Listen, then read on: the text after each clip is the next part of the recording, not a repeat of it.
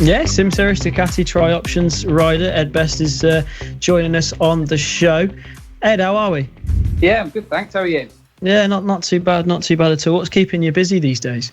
Well, not a lot at the moment. Do a bit of cycling. I've got a bit of physio at the moment. I've damaged my leg and foot from this season, so of course that's keeping me busy a little bit. Yeah, trying to get prepared for next season. But apart from that, not a lot.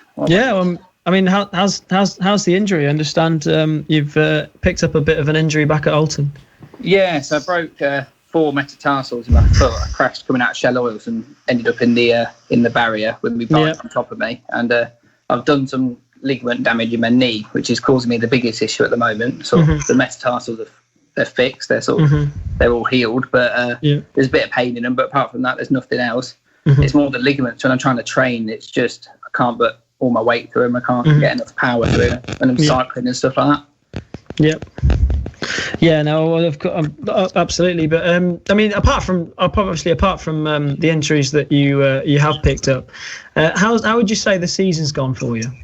Yeah, we started the season really well. We were sort of expecting to be top 7. That was our sort of aim. Yeah. And then sort of we came in first season. I think we were top 4 every session up to Alton, and came away with a couple of podiums. And yeah, I was really happy with that actually. It was more than we were expecting. We were expecting to sort of look at, if it was the full season, sort of look at podiums at the end, but we sort of exceeded all our expectations. And we're looking forward to next season now, really. Yeah, it was brilliant to watch as well from the sidelines. What was it like moving up to the Tri-Options class? Oh, it was the difference between the bikes is mental. So I went from the Moto 3s, which weigh about 80 kilograms and sort of have about 50 horsepower, to going on to these massive 200 kilo Ducatis with all this grunt, and they don't turn, they don't want to move. But once you get used to them, once you understand the way they want to turn and the way they want to deliver their power, they're really good fun to ride actually, and they're a great class. And yeah, I really enjoyed it, to be honest. Yeah. Obviously, you moved up, with your teammate, with Elliot. You both moved up to the class together. What was it like having a fast teammate like Elliot Pinson? Yeah, it was really good actually. I've never really had a teammate that's been sort of. I think we were all testing. We'd come out the pits and we'd come in the pits together. It would be we were together all pre-season. And to be honest, I think that's the reason we were so competitive straight away. It's really like, because obviously we're racers at heart, so we want to beat each other as soon as you come out the pit. Even in testing, you're thinking, I want to beat him. And I think it just pushed us both on so much coming into the start of the season, and then moving forward, it's been really good fun actually. And he was in our team last year and last couple of years, so we've got a really good relationship, and it worked really well as a team. Was there much sharing data, sharing notes or anything going on, or were you just sort of hiding things from each other? Yeah, we do share data, to be fair. There's not too much we're allowed on the Ducati, so of course. It's not light and day, but it's called like the Ducati data analysis. It's we look at it, and you can't overlap them, unfortunately. So it's hard to sort of tell where you are on the track, but it's good to see the different riding techniques. So we ride quite differently. So, but yeah, it has been really good, and I think we pushed each other on a lot all season. I mean, you both seemed to gel with the bike pretty quickly. I mean, that was the first thing I noticed. Why do you think that was? I've got no idea, to be honest. They're so different compared to both we rode. So he was on the Junior Super Sport and I was on the Moto 3, and they're that different sort of technology, weight, power, everything's massively different. I think we jumped on it sort of blank sheet. I think when you go from sort of Junior Super Sport to Stock 6, say, it's the weight's not that different and the power delivery is quite similar. It's not light and day, whereas these Ducatis, they've got top end, not a lot, but torque is massive. I mean, they just want to power slide all the time. Whereas I think I rode a Stock 6, I think a couple of times last season, and the power delivery is quite sort of, you want to scream them, whereas on these Ducatis only rev to 11. So it's massively different. I think we just sort of started from square one, and to be honest, the team's been great. It was square one for them as well, but yeah, they get on the ball straight away, and they know what sort of settings to put in it, and it worked really well actually, and seemed to get on really well with the bikes, and it just kind of clicked really. It was really good. And with now, I mean, a year on this bike, and you've had a good bit of time to learn it, and now with the announcement that the Ducati V2 is going to be eventually brought into the Supersport class.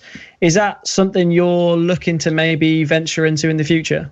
Oh, definitely. I think that's the route I want to look at. It obviously it all comes down to coins at the end of the day. It's going from Ducati Tri-Options to Supersport is a big jump, sort of skill level and financially. It's not suddenly you're looking at a lot more tyres, a lot more engine development, that sort of thing. So if we can get the budget together and we can do it, that is the route I want to go down. I think it'd be really good for Supersport to have different bikes in it. I think the Ducati could be really competitive, to be honest.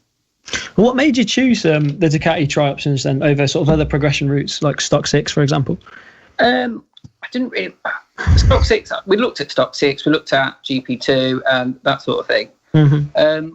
And then Massenburg Monday got involved with the Ducati. They had a team in every class but the Ducatis. And they were Elliott's sponsor the year before, and they wanted to put him in a different class.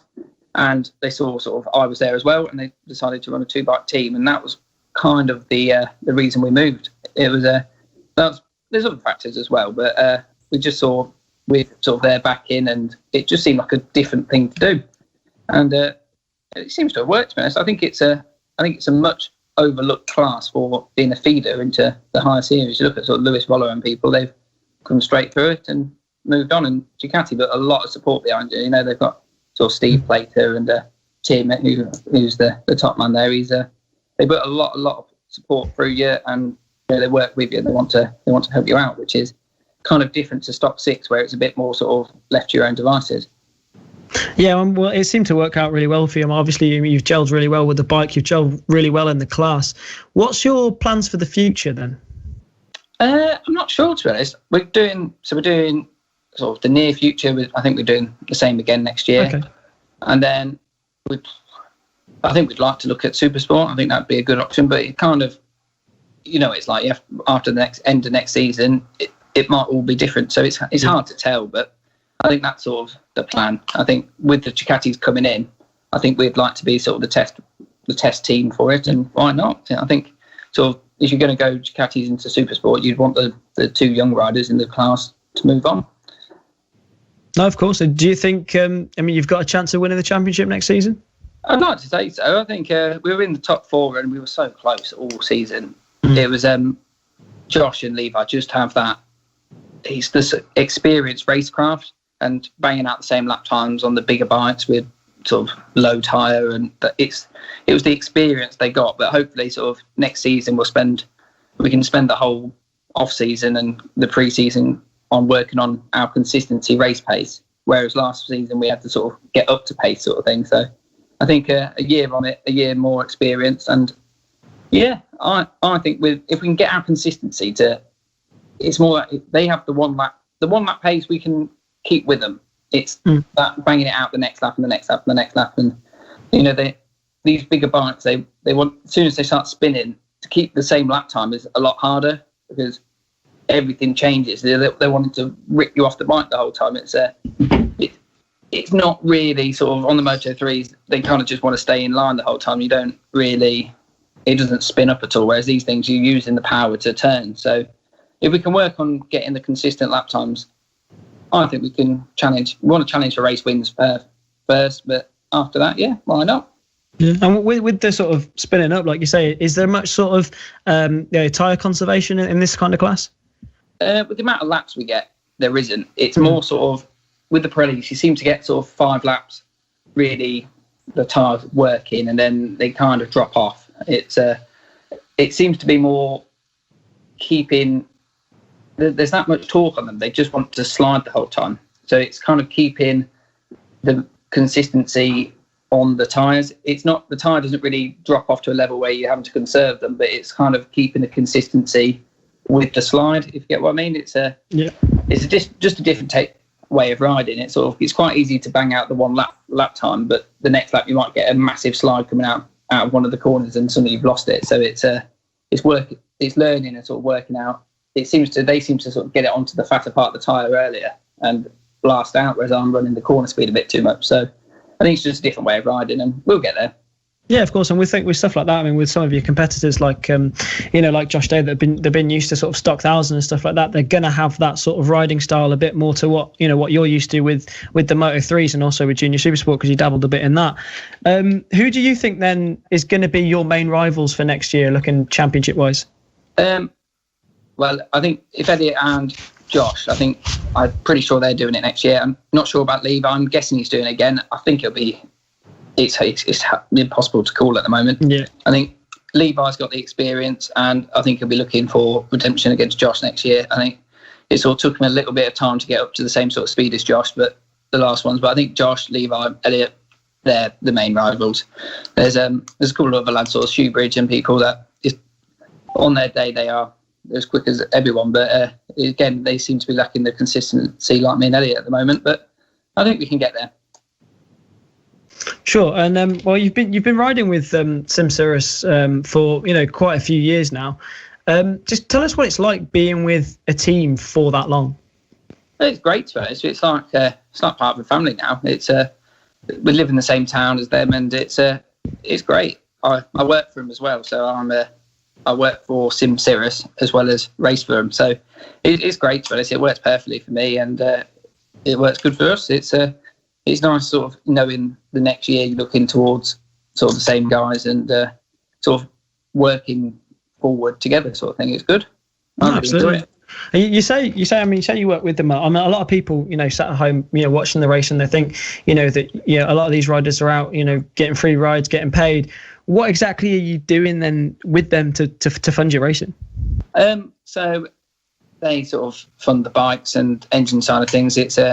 They're really supportive people, and they look at they don't race to make money sort of thing. It's they race for the love of the sport. So it's a really good team to be with. And then I sort of look at personal sponsorships. I have some really good personal sponsors behind me as well as them, and it comes out personal sponsorship and a bit of our own pocket, to be honest.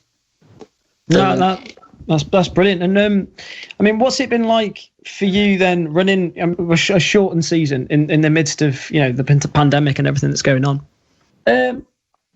Shortened, it was really weird. At first it felt like, oh, brilliant, racing's going again. It'll be nice. 5 rounds, that'll be fine. It sort of got to the end of the season. It was like I only feel like I've just got going. I won't be looking up for the rest of it. But it was the best that I think BSB did a really, really good job getting everything sorted and getting going again. It'd be nice next year to have some fans, to be honest. It just felt a little bit, it felt like a ghost town a bit once you got there and sort of got out on track. You used to kind of all the fans around the outside, but it just seemed a bit sort of it's just a bit weird. The whole season's been a bit strange, but it's been great to be able to get racing, to be honest. At one point in sort of May time, I didn't think we would get racing this year, so it's been good to have anything.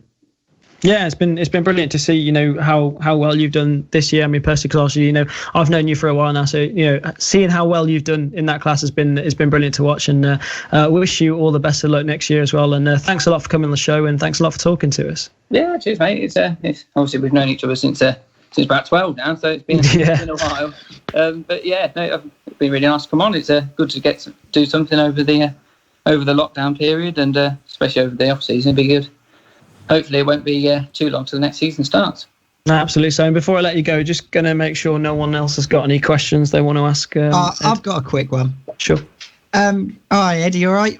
Yeah, I'm all right, mate. You? Yeah, not too bad. You mentioned you're just coming over a little bit of an injury at the moment, but over the winter, what sort of training do you do? Do you do a bit of cycling, a bit of running, or do you even get out on some bikes? Obviously, I know you from pit biking, so have you got any plans to maybe do some winter series round or a bit of motocross, something like that? Yeah, I think